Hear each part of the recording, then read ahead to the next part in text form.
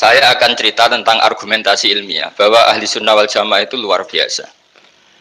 Saya di Jogja berteman banyak para profesor, para doktor, termasuk akademisi sosial yang mungkin pernah di mana-mana. Pernah tanya saya begini, Bapak, kenapa Anda baca kitabnya referensinya luas kok tetap NU katanya. Terus saya bilang, Assalamualaikum warahmatullahi wabarakatuh. Bismillahirrahmanirrahim. Allahumma sholli wa sallim ala sayyidina Muhammadin wa ala alihi wa sahbihi asma'in nama ba'du. Ingkang kula hormati Pakde kawula Ki Haji Haisul Ma'ali, guru kawula Ki Haji Faruk Husain, sedanten para kiai ingkang kula hormati. Seperti yang dikatakan moderator, saya ini orang yang pantangan datang di acara-acara gini.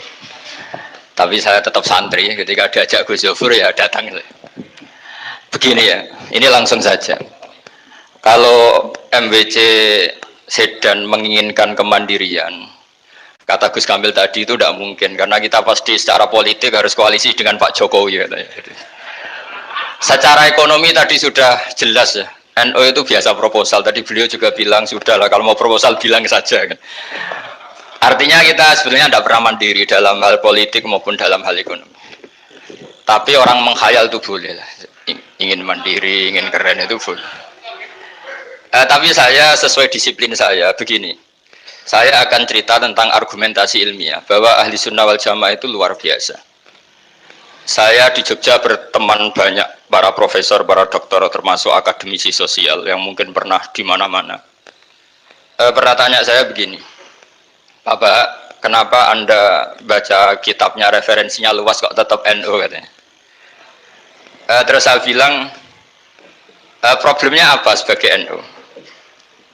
Biasanya terus mereka mengutip sekian makalah.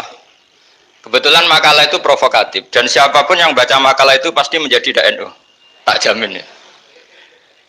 Kalau di Jogja, misalnya di satu penerbitan, saya termasuk di dalamnya, itu pernah diperbandingkan kitabnya Said Muhammad, Mafahim Yajibu An-Sohah, dengan kitabnya Bin Bas. Judulnya Hadihi Mafahimuna. Biasanya kitab-kitab terjemahan Wahabi itu memang cukup provokatif dan dengan narasi yang memang siapapun yang nggak pernah mondok pasti tertarik. Misalnya begini, cerita bid'ah misalnya. Iyyakum wa muhdatsatil umur fa inna kulla bid'atin dhalalah wa kulla dhalalatin finnar misalnya gitu. Wa kulla muhdatsatin bid'ah wa kulla bid'atin dhalalah wa kulla dhalalatin finnar. Ada yang baca wa kullu bid'atin dhalalah wa kullu dhalalatin finnar. Terus beliau meneruskannya begini, kata Bin Bas, hadza huwa Rasulullah hakama bi annal bid'ah kullaha dolalah. Terus diteruskan, wajar as-Syafi'i faqasama ila hasanatin wa dolalatin wa sayiatin. Jadi dengan narasi seperti itu tuh orang itu tahu bahwa Syafi'i itu kurang ajar tenan gitu kira-kira gitu. Jadi dia ini Rasulullah yang mengatakan semua bid'ah ini dolalah, tapi Syafi'i lancang dengan membagi ada dolalah, ada sayiah, ada hasanah, ada sayiah. Ini aneh katanya. Wong Rasulullah yang Nabi saja bilang satu, semuanya dolalah kok dia bilang dua. Kan? Diredaksikan jaro'ah, kira-kira makna sedannya yang lama atau berani. Sehingga orang mesti tanya, kenapa sih tidak ikut Rasulullah saja? Tapi ini satu ilmu, setidaknya ilmu perdebatan, bukan ilmu hakiki, karena kita tidak tahu yang diridhani Allah yang mana. Tapi kemudian Sayyid Muhammad dalam kitab Abu Abdul Faros, juga dalam kitab-kitab beliau, menyanggah itu dengan mengatakan jika makna bid'ah adalah yang nggak pernah dilakukan Rasulullah, itu salah besar. Terus beliau cerita sekian hal, termasuk yang diceritakan adalah ada seorang sahabat ketika sholat dengan Rasulullah tidak pakai doa mainstream, yaitu ketika i'tidal sahabat tadi bilang alhamdulillah hamdan katsiran thayyiban mubarakan fi. Setelah itu setelah Nabi habis sholat, umul qail, siapa tadi yang melafadzkan itu? Semua sahabat diam karena takut disalahkan. Tapi apa yang dikatakan Nabi? Tidak, saya tidak akan menyalahkan. Saya tadi melihat isna asra malakan. Saya tadi melihat 12 malaikat. Yabtadiruna ayyuhum yaktubu awwalu. Semuanya itu bergegas siapa yang nulis awal. Terus kata sahabat tadi, ha anada ya Rasulullah. Padahal ini satu kalimat yang bahkan Rasulullah tidak mengajarkan. Dan Rasulullah bahkan iskal. Kenapa ada kalimat itu? Tapi toh dibenarkan oleh Allah dan Rasul. Cerita Sayyid Muhammad kedua adalah ada sahabat setiap ngimami itu main kulhu. Was ngimami apa saja main kulhu. Singkat cerita makmumnya tuh gerutu. Ini orang kok main kulhu terus ini. Setelah dilaporkan ke Rasulullah, Ditanya sama Rasulullah, kenapa kamu main kulhu ini dilaporkan ke saya?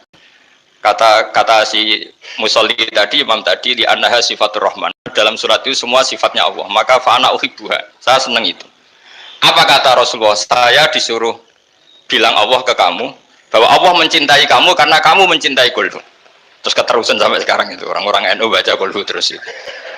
Karena sekali baca ida samsu kuirat mesti keponting gitu.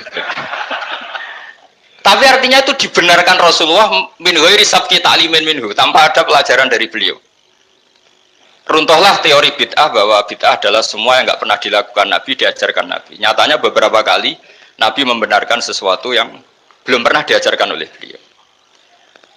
Masalahnya adalah tidak semua orang baca kitabnya Sayyid Muhammad atau baca tidak paham.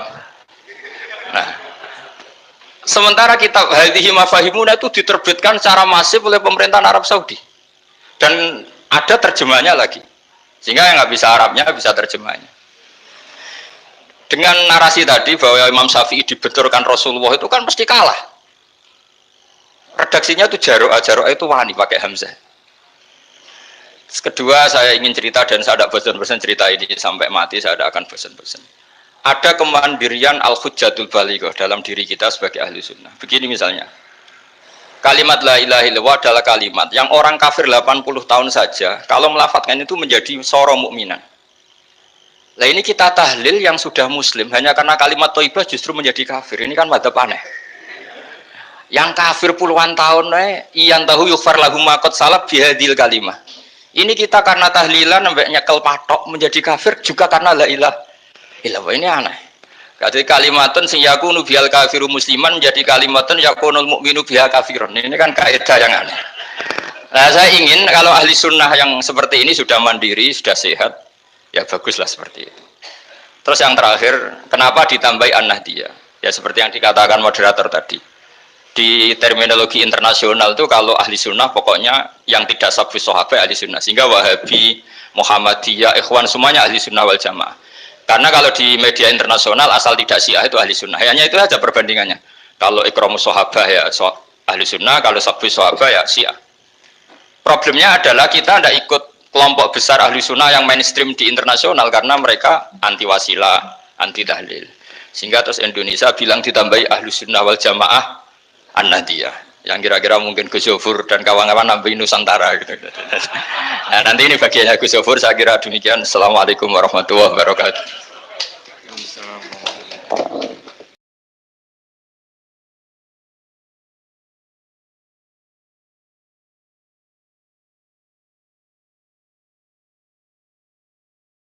Sehingga orang mesti tanya, kenapa sih tidak ikut Rasulullah saja?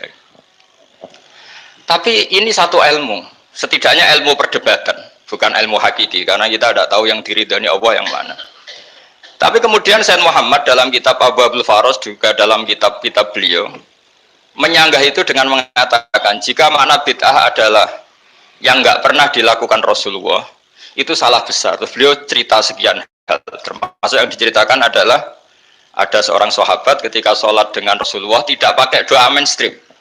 Yaitu ketika itidal, sahabat tadi bilang alhamdulillah hamdan katsiran thayyiban mubarakan fi.